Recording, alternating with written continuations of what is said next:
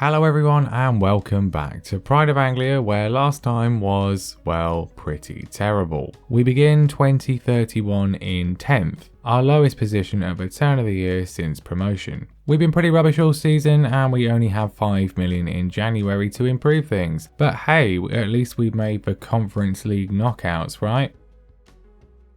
We begin with a departure of a club icon. Harrison Reed came to me towards the end of last month asking for a new challenge. He's 35 and he's been a very loyal servant, so fair enough. He joins Olympiacos for £450,000 to enjoy his final few years in Greece. You can hardly blame him. And Jayden Bogle swiftly follows him out the door as well, joining Red Bull Salzburg for 1.7 million. Basically his contract was expiring and he didn't want to re-sign, so it was that or lose him for free. And we do have two other right backs. Yusuf Benjalil also wins yet another Young Player of the Month. It's literally the main thing we're good at in this save. But how about games? Can we win them? We start off with Brentford. It's safe to say we need to see some improved performances, especially from the attack. In the pouring rain in London, Brentford get a throw, and the defence stand around watching like they're on an episode of Time Team as Howarth runs through and gives them the lead. We then proceed to dominate the game according to the stats, but our best effort is this one from Like, which Bazuna stops in comical fashion, and so we lose again. Excellent start, boys, and of course once again we won on XG and McCrory gets a 6.2. Just wonderful stuff. I think I might as well just not record any games for the rest of the season, but if we're having a bad season, then what can you say about Liverpool just above us, and also Chelsea as they're just above the relegation zone. But it's the Reds we face next. And we win with goals from new captain Papetti and, shockingly, McCrory. And we actually lose on XG this time. Please can someone explain this game to me? Our FA Cup campaign gets underway with a 2-0 win over Charlton before we travel to Turf Moor and we actually win away from home with no real issues. Are we back?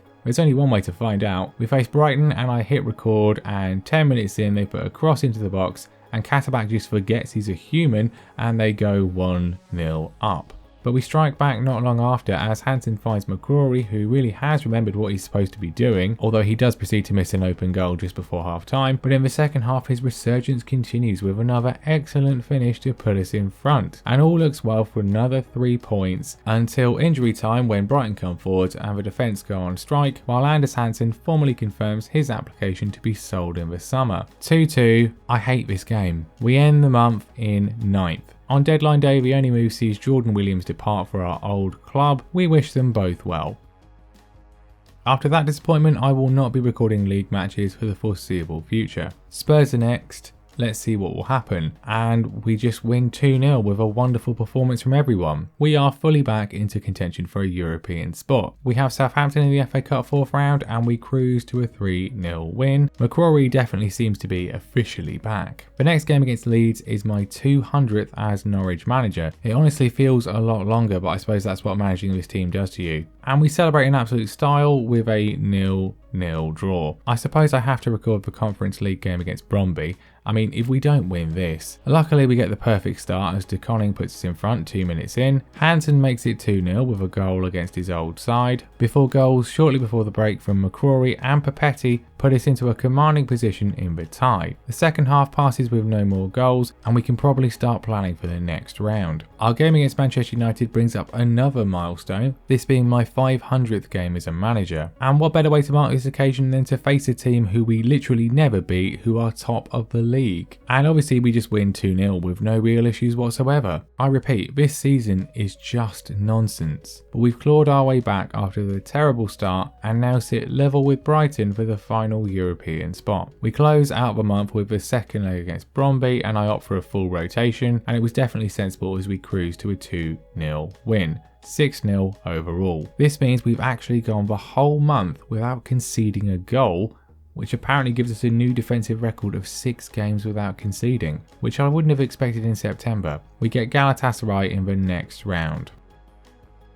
Another month, another Young Player of the Month for Benjalil. Arsenal are the first game and we get a creditable but equally frustrating draw. We dominated, went 2-1 up with minutes left and then they immediately equalised. But it could be worse. We then welcome Galatasaray to Carrow Road. And McCrory gives us the perfect start 7 minutes in before Papetti decides to run the show with one corner goal and then 2. McCrory gets a brace of his own shortly before the break, before Papetti opts to go one better. 5-0, job basically done in 45 minutes. We back this up with a 1-0 win over Watford with a goal from Like, before he scores again as the rotated side dispatches Galatasaray in the second leg to send us through easily to the quarter-finals, where we will face Vitória de Guimarães. Is this the year we win something? Probably not the FA Cup though, as we have Manchester United, but no, we just come from behind to win. A fine strike from Messini takes it in injury time, which is certainly better news than this terrible youth intake. We get Everton in the quarter-finals, but not before playing them in the league, and losing to them in the league, ironically to a goal from Darwin Núñez. Great preparation there, our first defeat in 8 as our European hopes falter. In the Cup, well, we look to have won it with a late goal from the legend that is Adamida, but a terrible pass from Papetti, who inexplicably still ends up with a 7.8, gifts them an equaliser, and we end up losing a penalty shootout. I think the trophies for the challenge might be beyond me, to be honest, but still, Jesper Hansen only goes and wins the Next Gen 50 thing. Is this the golden boy? I can never remember, but well done, son. We get 2 other regens in as well. I've not given too much focus to the league campaign because I've been prioritising the Conference League in the hope of actually winning something, but we really could do with a win against Swansea here. Quite why this match is on a Monday when we're playing in Europe on Thursday, I have no idea. Also, Swansea are now managed by Musa Sissoko because we've reached that point in an FM save. Anyway, after a slow start, we take the lead through Papetti and then make it 2 shortly before the break with what the game apparently considers an own goal, and we see it out for a much needed win. We sit in 8th. In the first leg against Vitória, we grab a simple 1-0 win in Portugal, McCrory with the only goal. We face West Brom in between. Can we beat them home and away this season? Yes we can. One of our most comprehensive league wins in ages. In the second leg against Vitória, it's poised for about 5 minutes until McCrory fires home, and we proceed to another first half demolition job as De Koning makes it 2, before McCrory gets a brace, and then Calderon does likewise. Game over in very swift fashion. We make the semi-finals, but it's the altogether more significant test of AC Milan there. But our confidence is up, and no one more so than a fully rejuvenated James McCrory, who bags a hat-trick in a thumping win over West Ham. If he hadn't started the season so horribly, who knows where we'd be, because that sees us jump up to 6th. Can we match last year? I mean, we won't have a right back for a few weeks, as James Black, who has come in and been pretty solid over the last few months, gets injured, and then Calvin Ramsey immediately gets injured in training. Not ideal prep for Man City, but what a performance once again as we come back from 3-1 down to secure a point. Ida the hero once again. He doesn't want to leave anymore, by the way, and we're thankful for that. We end the month with a 4-0 annihilation of Bournemouth. Not bad. Jesper Hansen wins Young Player of the Month this time. We come second in Manager of the Month. What do we have to do to actually win one of these? It's been 6 years. We're straight into the semi-final first leg against AC Milan. A home win would be good. And we make the worst possible start as some shocking defending allows Fikayo Tomori to give them the lead. We press forward for an equaliser and De Koning has this effort, and that's basically it. We apparently do well according to the stats, but nothing much else happens. At least away goals aren't a thing anymore. We then come from behind to beat Aston Villa. A good omen? 2 assists from Hansen secures his start against Milan. Milan's start by far the best, but over the last few months Anders Hansen has actually finally started to be really good and make several fantastic saves to keep us in it. Half an hour in, Milan shoot their own foot off with a straight red card, and just before the break Jesper Hansen finds McCrory to fire us level in the tie. As time goes on, we pour forwards towards the Milan goal but can't beat Mannion, this move to McCrory being our best chance. But it's extra time and then penalties. The first 5 are all scored. Thales Magno steps up and Hansen saves his effort. McCrory puts us clear, and then Theo Hernandez has to score and Hansen does it again. We win, we're into the final of the Conference League. What dreams are made of, really. We'll have to beat Chelsea though, although they have been having a shocking season, currently down in 13th place. And the league is where we play them first, and it's the absolute perfect warm-up. The second half of the season has really been night and day with the first. With 1 game left, we're in a very strong position for European qualification, although Alexandropoulos is then ruled out for the remainder of the season. We face Champions League chasing Leicester on the final day.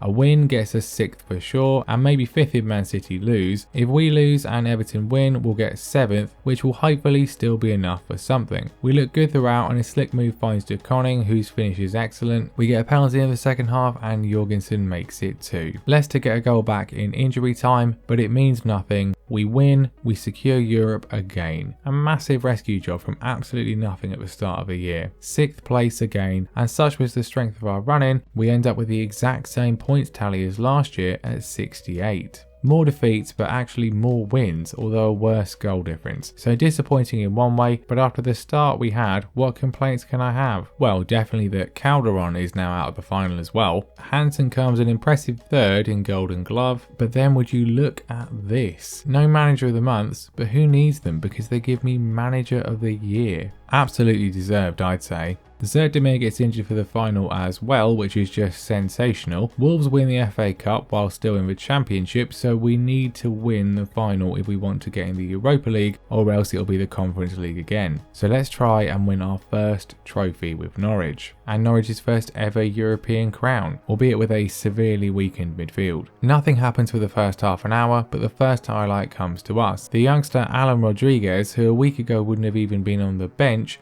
wins it back, feeds Hansen, who clips it forward for De Koning to give us the lead. In the second half we continue to dominate, and another excellent move sees Rodriguez find McCrory, who slots in number 2 to put us on the cusp of dreamland. With 15 minutes to go though, Chelsea decide to actually do something and pull a goal back. A minute later they get a free kick in a dangerous position, which Hansen saves well, and thankfully the rebound only hits the post, so we survive. And indeed we thrive as we go down the other end, and a super slick move sees McCrory fire home a 3rd to put us back in control. And as Chelsea desperately search for a goal, we again strike as Rodriguez's effort is parried for Hansen to seal it. The whistle goes, and we've only gone and done it. We actually win something with Norwich. Amazing. We're European champions of the Conference League, but still, incredible scenes. What a performance from the boys, and what an amazing fight back in the second half of the season. We secure Europa League qualification once again, and yeah, just the perfect way to end. It might not be the trophy we set out for, but it's still fantastic. Some overall excellent performances. Both Hansens, as well as Black, really came good and will be key next season. Papetti and Benjalul take the Player of the Year awards, while McCrory ends up with an impressive 28 goals despite his dreadful start. Hansen gets an exceptional 24 clean sheets. The board only asks for mid-table again, which is fine. 68 million to spend is pretty rubbish, but I suppose we don't need major improvements. But before I get to the transfers though, let's check in on our old teams. Northampton are still safely in the Championship and secured a fantastic 10th place finish this season, while Braintree just survived relegation out of the game by 1 single point. So a happy ending all round. But anyway, there we are. Thanks for watching, and I'll see you next time.